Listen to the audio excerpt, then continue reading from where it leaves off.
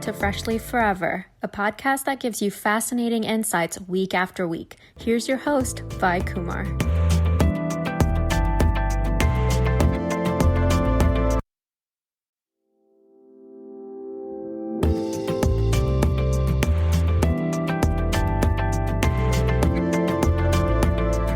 Welcome to Freshly Forever, a podcast that gives you fascinating insights week after week. Here's your host, Vi Kumar. Hi, we are here today to talk about zero waste. In our efforts to become more sustainable and to protect our planet Earth, we all need to do our small part. It's not that zero waste means absolutely zero, but it's our best intention to take steps towards getting to a point where we have reduced our waste consumption dramatically. Our great-grandmothers and grandmothers were zero waste before zero waste was cool. They ran their kitchens efficiently, they used everything, and they wasted nothing. So don't be afraid to try new things and fail. Failure is merely one step closer to success. Use up what you have in your kitchen so you and I can contribute to going more or less towards zero waste. If we let the food we have on hand in our pantry, refrigerator, and freezer serve as the basis for our next meal, that itself serves as a big method of eliminating food waste. Just to put things in perspective, if 100 listeners eliminated 4.5 pounds of trash per day for 365 days, that's 164,250 pounds of trash that we can reduce. If 2,500 listeners reduced it by 25%, over 1 million pounds of trash per year is what we would end up reducing. On the same token, if instead of 2,500 listeners, 10,000 of my listeners reduce their waste by 10%, that's 1,642,500 pounds per year. Proof enough that everyone doing a little bit still yields a lot more. So let's listen to our next guest, Anne-Marie Bonneau, on how she transitioned to a zero-waste lifestyle and what prompted her to contribute to her wonderful book, Zero Waste Chef. Hey folks, today I have here with us Anne-Marie Bonneau. She is a cookbook author, public speaker, who writes about food and waste at zerowastechef.com. She speaks around the San Francisco Bay Area and teaches sourdough and fermentation workshops in person and online. Her cookbook, Zero Waste Chef, plan-forward recipes and tips for a sustainable kitchen and planet, has won her awards, including shortlisting by International Association of Culinary Professionals in 2022, and has been featured by major news outlets and publications. With sustainability at the forefront in season 3, I'm delighted to welcome Anne-Marie here to podcast Freshly Forever. How are you doing today, Anne-Marie, and welcome to the show. Oh, hi, Vi. Thank you for having me. I'm fine, thanks. How are you? Well, I'm good. Thank you. Seems like a crisp morning here in Georgia, but I guess, it's just we are getting to that time of the year, aren't we? Yep, sweater weather is coming up. Yeah. Staggering numbers from your book. By the way, such a wonderful read, and thank you for letting me be a part of it, sharing it with. American consumers generate 4.5 pounds of trash per person on an average every day.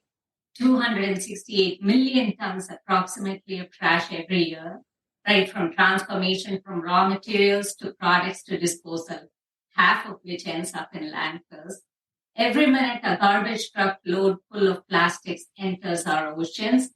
1 ton of plastic for every 3 tons of fish approximately by 2025. And by 2050, more plastic than fish, right?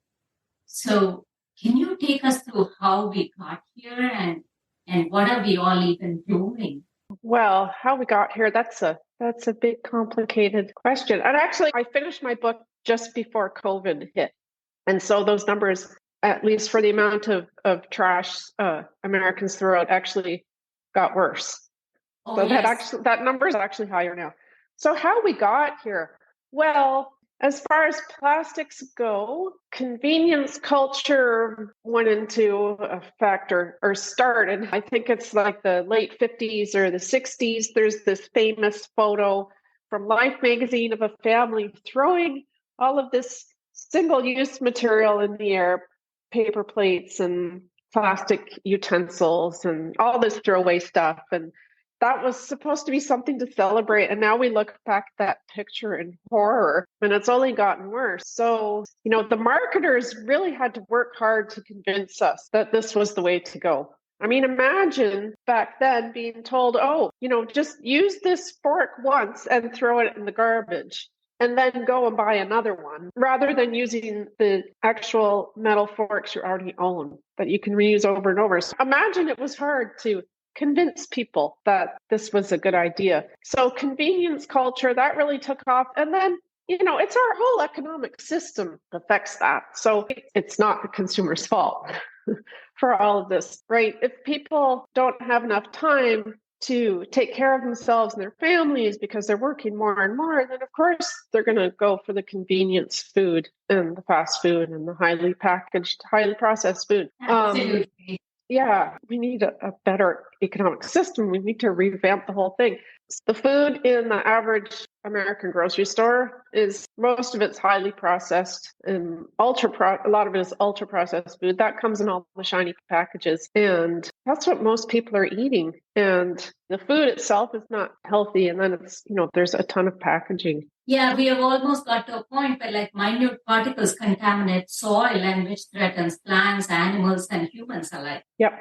Microplastics, they shed from synthetic clothing, they shed from the plastic packaging, they shed from the plastic mulch that a lot of farms use, even some organic farms, which to me is, I don't know how you can call yourself organic if you're covering the soil with plastic that's going to shed microplastics and toxins into the soil. And then recycling. So the corporations came up with this whole recycling idea. They really push it as the solution. And that's not the solution. Reduction is the solution. Recycling is a last resort for plastic. We produce so much plastic we can't possibly recycle it all.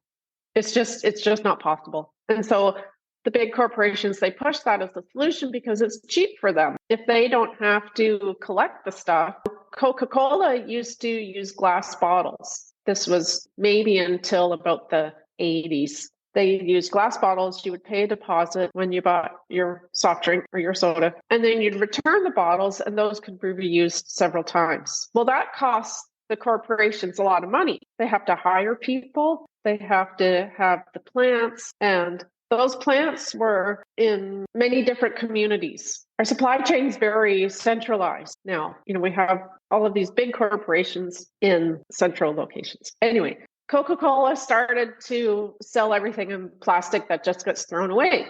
So they don't have to pay to clean that up. They put the onus onto us, the consumers. They call us in the 70s, I think they came up with this whole litter bug idea, and they blame the consumers for littering. Well, it's their packaging that they're producing that is ending up littering the environment. You asked me, how did we get here? I guess I would say greed and clever marketing and our whole economic system. So okay.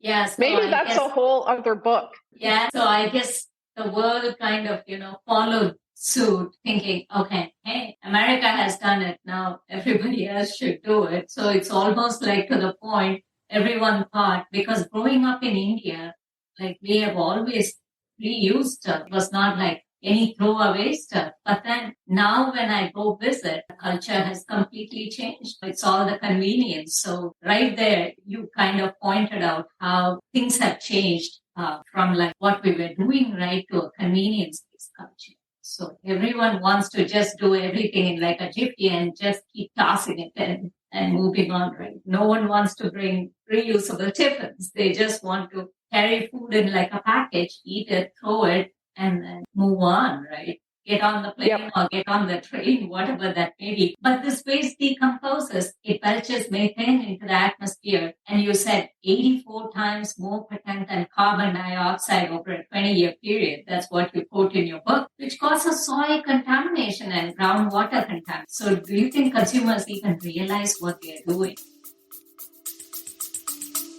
We'll be back after a quick break. Hey, sports parents, is your kid suffering from lack of playing time? Or do you think maybe he's just on the wrong roster? Or perhaps it really just is a clueless coach? If you have any of these concerns, you've come to the right place. Here at the Raising Athletes podcast, we interview parents, coaches, authors, athletes, and anybody who will speak to us about all things youth sports. As parents, we want to raise happy, healthy kids who are challenged, but not overwhelmed to the point of shutting down and opting out. Join my co-host, Susie Walton, founder of Indigo Village, mother of 4 and grandmother of 9, and me, Kirsten Jones, a peak performance and sports parenting coach, as we help answer your most burning questions regarding how to be positive, effective, and supportive parents in raising athletes. Let's do this.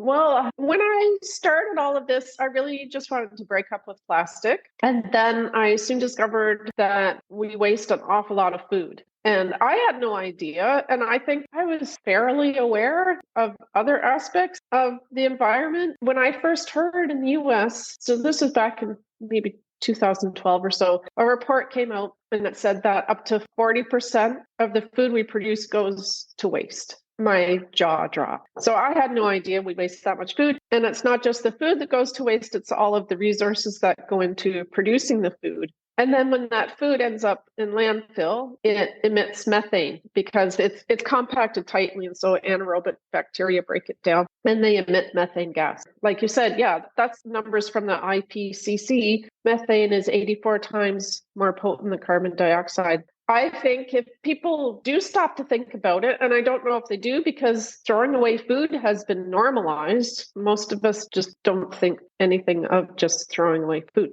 But I think if people do think about it, they probably think, well, it just breaks down into soil, but it doesn't. Here in California, last year, SB 1383 went into effect, and that requires all residents and businesses to separate their food scraps and wasted food from their other waste. So that's going to help. We backyard compost, and I try really hard not to waste food in the first place.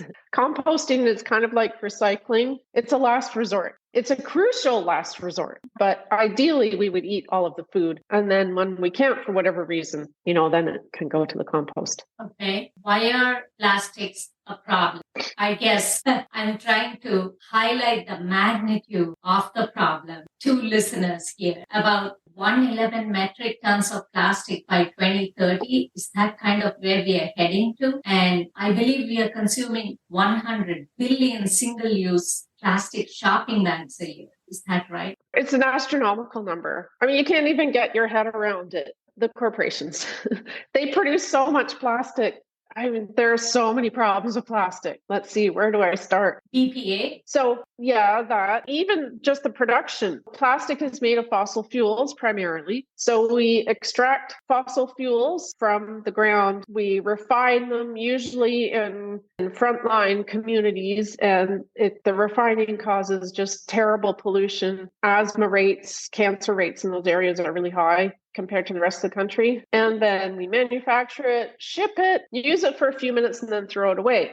Oh, using it. So yeah, BPA is a known hormone disruptor, and it's in a lot of plastics. And you'll see on canned food, because cans are lined with plastic, and the BPA softens the plastic. So you'll see on some canned food now BPA free. Well, they have BPS or BPF likely, which are similar compounds. So those are known to cause problems. Then there are phthalates, which is another plasticizer, and those also have bad health effects.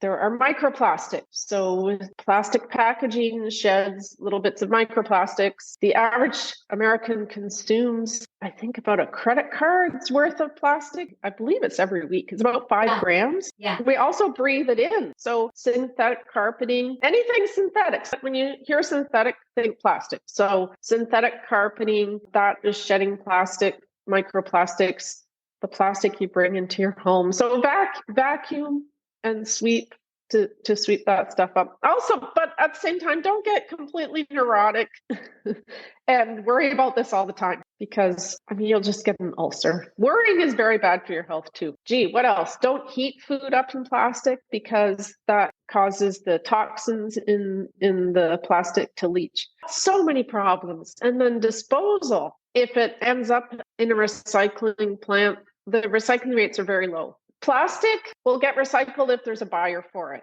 So all of the plastic that is collected, and a lot isn't collected, a lot ends up in the environment, but all the plastic that is collected by recycling programs, it goes to the sorting station and then it's baled. But if nobody wants to buy that, if there's no buyer for it, and we produce so much that there aren't enough buyers. So if nobody buys that, it ends up in landfill or an incinerator. So we just produce way more than we can possibly recycle. We can't recycle our way out of this mess. Cookware. Yeah, so much of with cookware. Yeah, I love cast iron. It cooks so nicely, and it's less expensive than a lot of other types of pans, and it doesn't contain any PFAS. So PFAS it's forever chemicals, and it's a group of chemicals that persist in the environment and in our bodies. That's why they're called forever chemicals. And they're in a lot of stuff, including some cookware. So Teflon, nonstick pans, not all nonstick pans, but some nonstick pans. And, they start to flake and you can't use them anymore. Whereas cast iron, I'll pass that on to my kids, and they'll pass it on to their kids. It lasts forever. I also use stainless steel and enameled cast iron. PFAS is also in some food packaging. You may go to a restaurant and you think, great, they have paper packaging or they have cardboard. Yay, it's not plastic. Well, it might be treated with PFAS because it renders paper grease-proof and waterproof. So those takeout containers that are touted as environmentally friendly, some of them have PFAS. So, I make my life simple and just eat at home mostly. Okay. I'm lucky that I can do that. I understand not everybody has the time, although you don't have to cook anything fancy.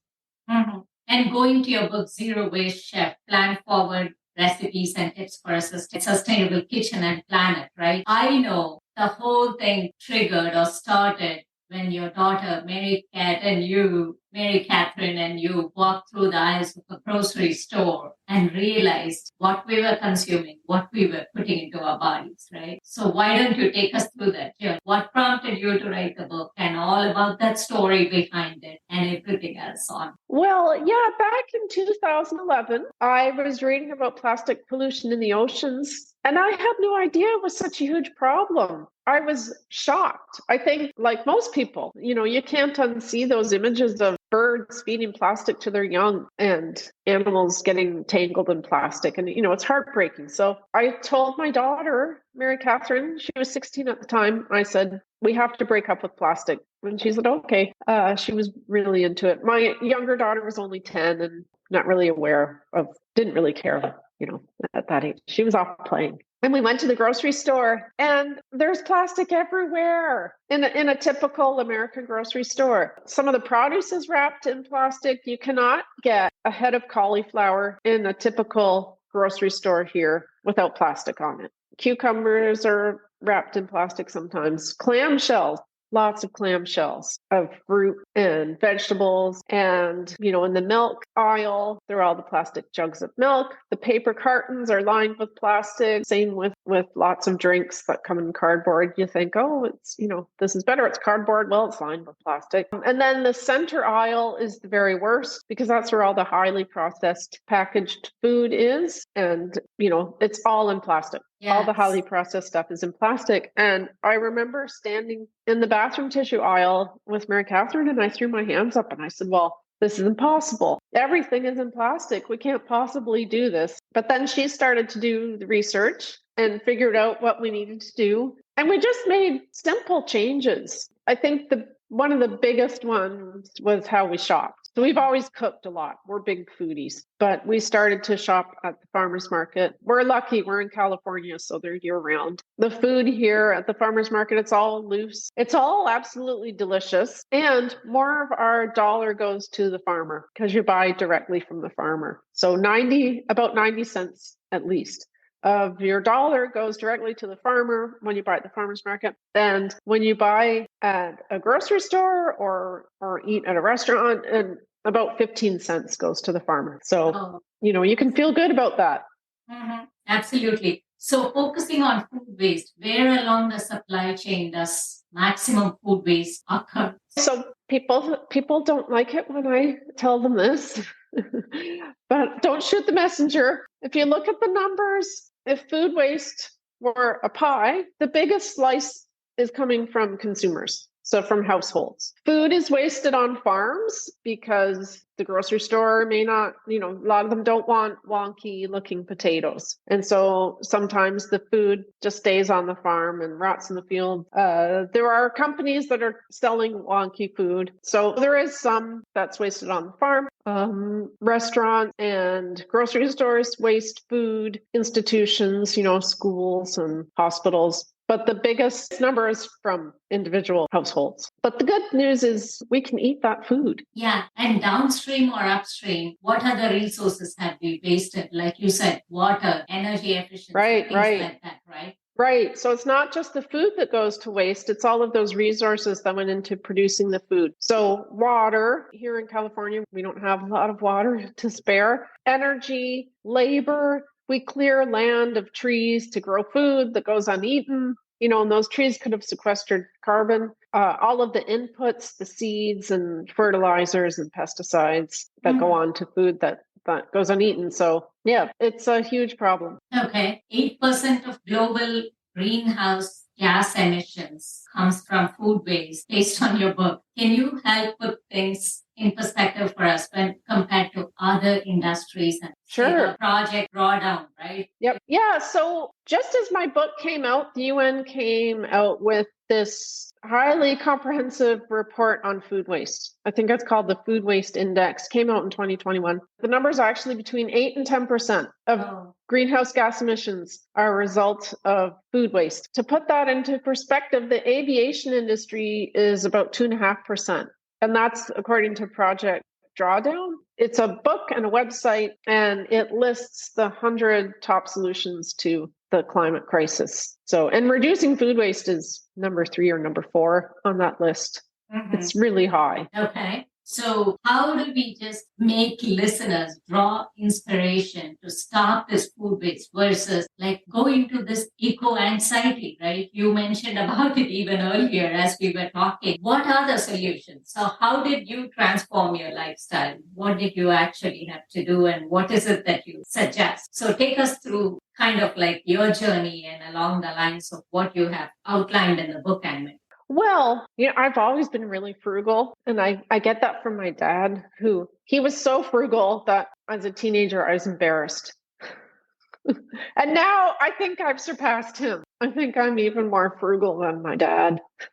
So, there's no downside to reducing food waste at home. There just is none. You save money. The average family of 4 in the US depends on the study you look at. So I'll go with a lower number, spends $1,500 on food every year that they don't eat. You save money if you reduce it. And I found the easiest way to waste less food is to cook with what you have on hand. So rather than saying, oh, what do I crave for dinner tonight? Just look at what you have on hand and let that determine what you're going to make for dinner. Oh, last night, it's getting close to the weekend and we're running out of fresh produce because I shop at the farmer's market on Saturday. And I thought, oh no, what are we going to eat? Well, I had watermelon and tomatoes and garlic, because I always have garlic, olive oil. I'm lucky I have a lemon tree. Picked a couple of lemons and I picked a cucumber. My daughter grew cucumbers and I made watermelon gazpacho.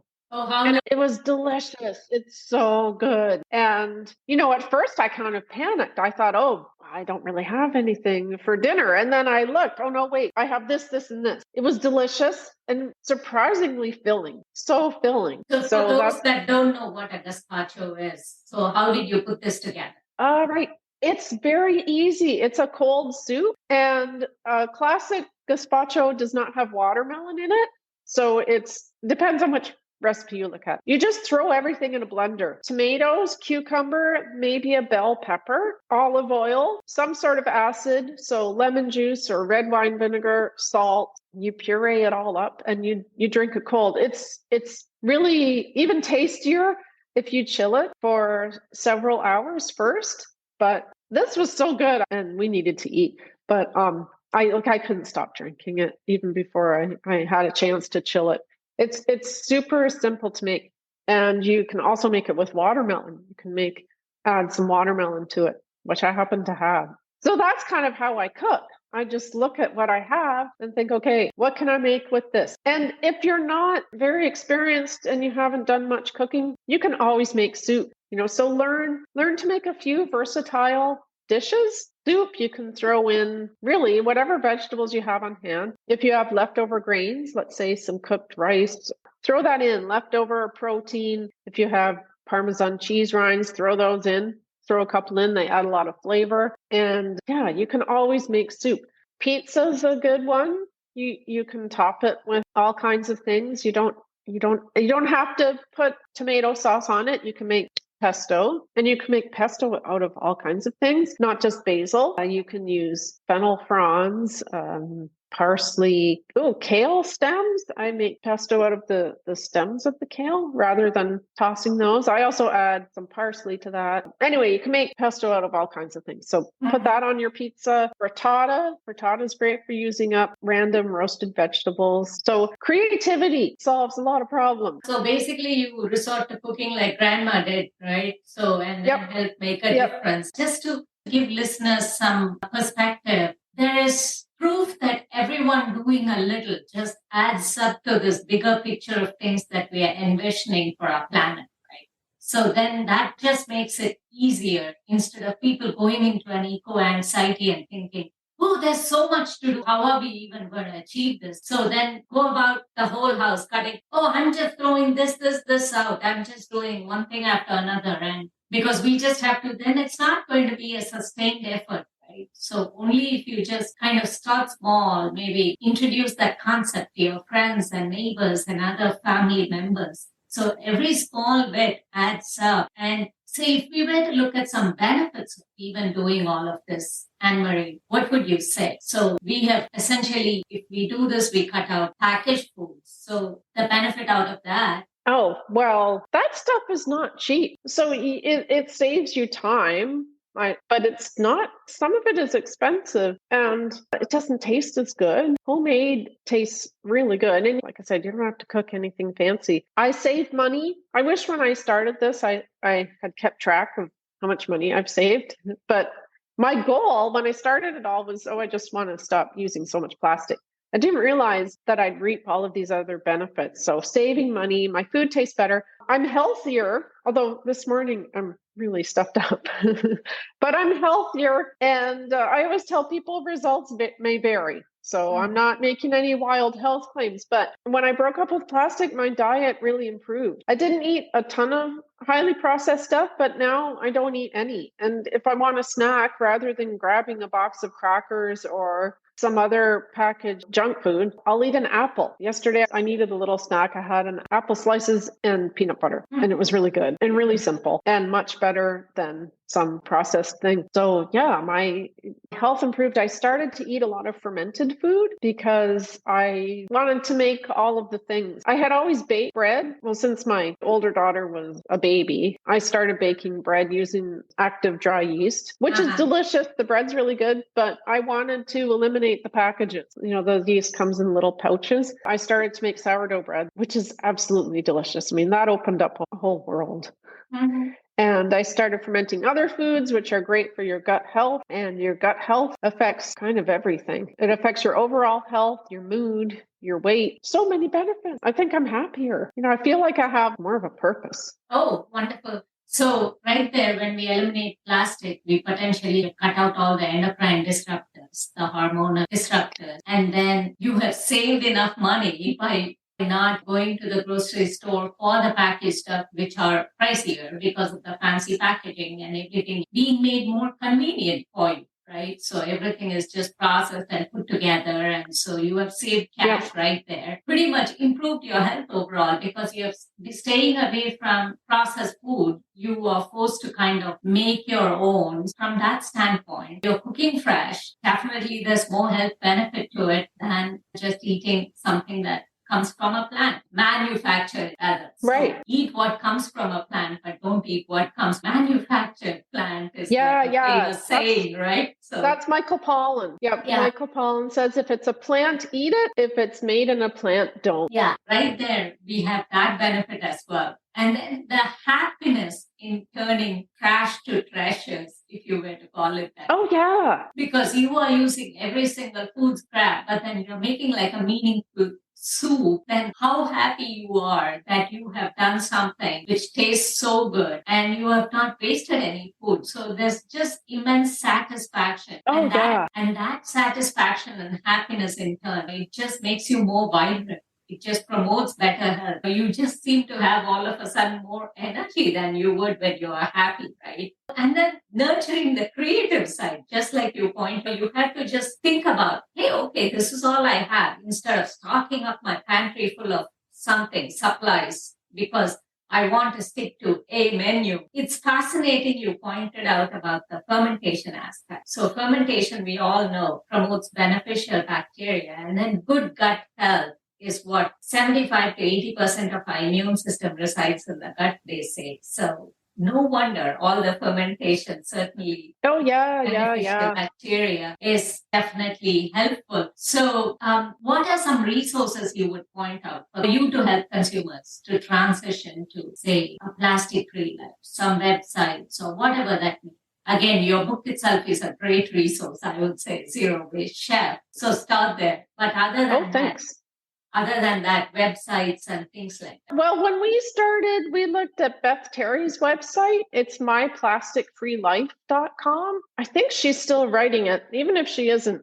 She has hundreds and hundreds of posts, and it's all about getting off of plastic. So that was super helpful. And my daughter and I have met her a couple of times. And so Beth's website is great. The Plastic Pollution Coalition, that's a great organization. Break Free from Plastic, that's another one. So they have websites and lots of resources, and you can get active with them if you want. Or you can sign petitions, and Break Free from Plastic has different events and things if you want to participate in those. They do the plastic audit every year to figure out which company is responsible for the most pollution. And Coca-Cola wins, I think, every year, wins. They're the absolute worst. And okay. Nestle's terrible too. Nestle, Unilever. Okay. How has fermentation become such an integral part of your routine? What else do you do? You make your own, you use apple scraps to make apple cider vinegar, stuff like that, right? So why don't you walk us through some of the other things? You do your own sourdough starter, so you bake your bread, you bake your sourdough crackers, things like that. So why don't you give listeners pointers on what all you do so it takes care of their breakfast, lunch, dinner, and most importantly, snacks, because that's what people crave for, right? So some sample ideas, if you will. Well, if you want to start fermenting, I would say start with sauerkraut.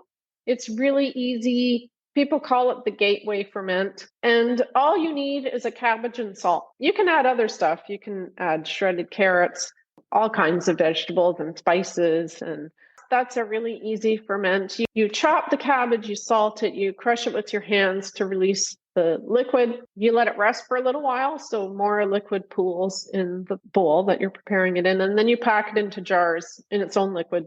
You put a little weight or something on top of it so that the vegetables are all submerged, and then the lactic acid bacteria The vegetables emit gases and acids, and you get this delicious tangy flavor, this nice vinegary flavor, but there's no vinegar in it. And yeah, it's filled with good bacteria. And it's very inexpensive to make yourself.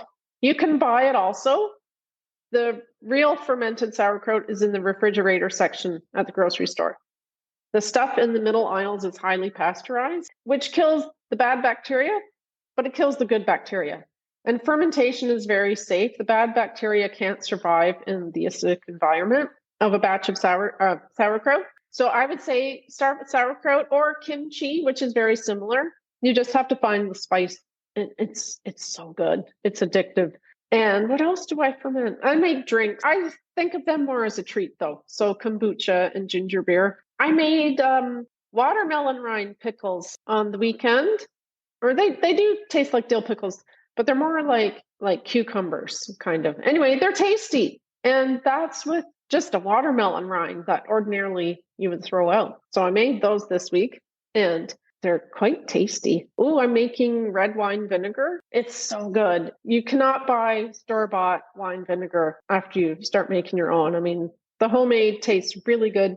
And you don't have to use expensive wine, just cheap wine. If you have a little bit of leftover wine, just use that. So that's really good. Oh, preserved lemons. Mm-hmm. They add a ton of flavor to dishes. So I like to chop up a little bit along with some fermented hot peppers and have that on the side of some dal or chana masala or all kinds of savory dishes. So those are some of the things I make. Mm-hmm. And of course, there's enough ideas on your blog, zerowastechef.com. And there's also way too many recipes in the book, whatever we are talking about here, right? Just trying to give listeners some pointers here. So few ideas for a zero waste lifestyle. And zero doesn't have to mean zero, but kind of like you aim for something, then at least, you start to go towards that goal. What would you say are some starting aspects? Where can we do some swaps? Say paper towels, I use them in the kitchen. So what can be a swap for that? What can be a swap for, say, like a plastic container,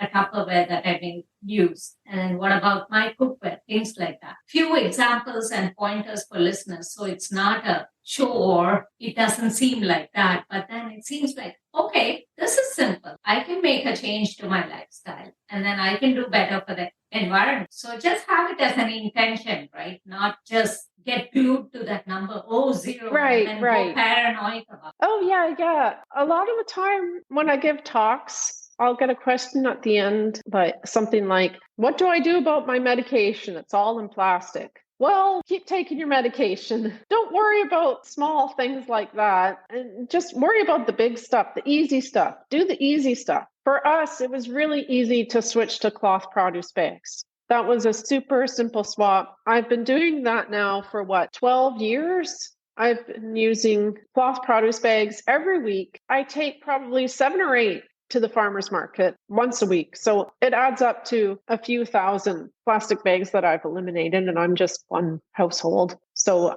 that is a really easy one. Keep the produce bags tucked in your shopping bag so you always have them. If you drink bottled water, you're paying for tap water. The bottled water has more microplastics in it than tap water because it's packaged in plastic. And if you're in an area like, right now in Maui, everyone I think is drinking, a lot of people are drinking bottled water and, brushing their teeth in it. And, of course, in an emergency, but most Americans buy bottled water because they believe the marketing that it's superior. So cut bottled water.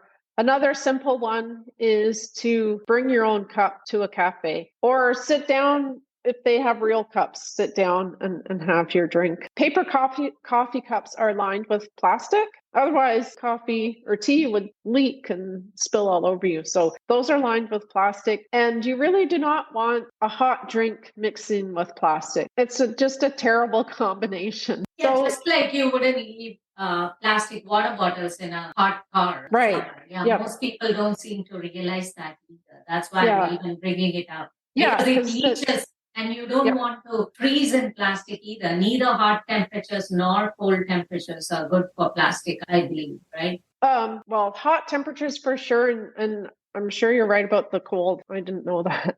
No, So I guess the freezer. Both ways, I think it's seemingly leaches toxins into the substance. So I guess that's why we don't want to leave like plastic water bottles in a hot car, because the heat can just kind of cause substances in the plastic to leach into the water. And then you don't want, when you drink that water, possibly, your hormonal disruption, things like that, right? That's when it starts to manage. So cloth grocery bags instead of using the plastic bags at the store. And in fact, even, like some reusable produce bags.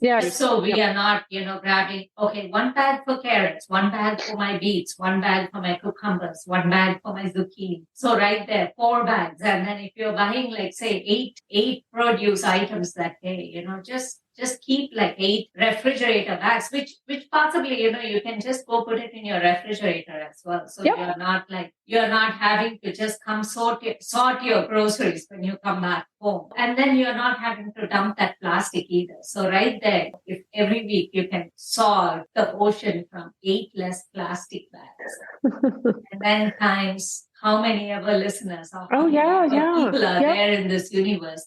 I think that's a big number. Paper towels. I know you use like reusable rags and things like. Oh, yeah. I just use rags. I like to sew. So I like to make things. Not everybody is like me. So buy the stuff. But I had an old flannel sheet and I just cut it up into paper towel size pieces and I finished the edges. That was years ago I did that and I still use them. I just washed a couple the other day. When they get dirty, I wash them. They take up very little space in the washing machine. And I keep one in my bag, in my laptop bag. And when I'm out and I use the public bathroom, I just pull it out and I dry my hands. And if I spill something on my table when I'm at a cafe, I just pull it out and I wipe it up. Like, it's having a little towel in your bag is really handy. I use them all the time. More than a few people on social media have told me that they stopped buying paper towels and they were in charge of all the shopping. They stopped buying paper towels. Their family grumbled a little bit, but we're too lazy to go to the store and buy more paper towels. And they all adjusted. Yeah, we use these reusable bamboo sheets. I stopped buying paper towels. At least, I've just minimized certainly the amount of paper towel used in the kitchen. And in other places in the house, we just try to go for these bamboo reusable ones that I buy on Amazon. So I just am doing my small part to try and eliminate. Not that I've been able to cut it out 100%, but at least, it's way less than probably 70% less consumption of paper towels than what we used to even like a year and a half.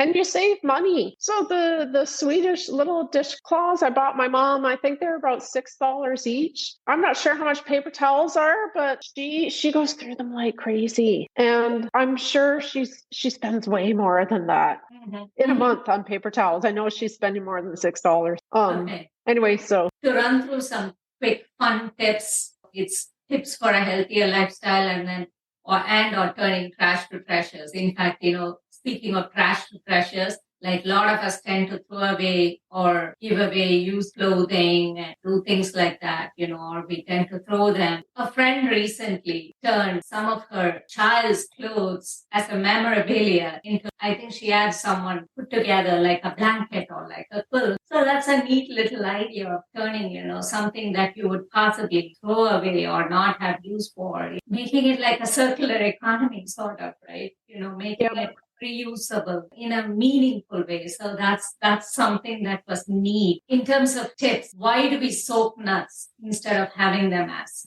Well, yeah, if you soak nuts, I believe it reduces phytate, and so your body can absorb the nutrients more readily. Yeah. So nuts and beans and Okay, so the same with beans then. So why do we soak black bean or like navy bean or kidney bean or chickpeas before we cook? Well, I think it reduces phytates, but also I find they cook faster. So I'll soak my beans overnight, maybe right before bed or first thing in the morning, and cook them later in the day. I cook them in my pressure cooker. They cook really quickly.